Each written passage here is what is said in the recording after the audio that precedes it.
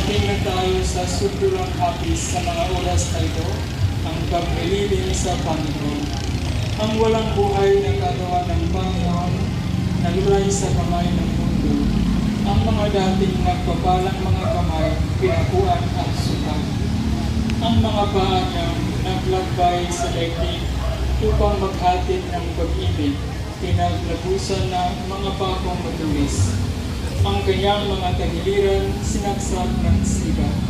Ang kagalang-galang niyang mukha, nalapastangan, nilibak ang sinagal. Ang ulo at buhok niya natitikbag sa bubog. Ang mga ito ay bunga ng kanyang pag-ibig sa atin. Siya ang nagbata ng dapat natin sinapit. Namatay ang ating Panginoon dahilan sa atin. Anong hapis, anong lupay ng Birheng Maria na kanyang ina at ating ina? Ng kanyang kalunin ang walang buhay niyang anak, walang kapara, walang katulad, walang papantay sa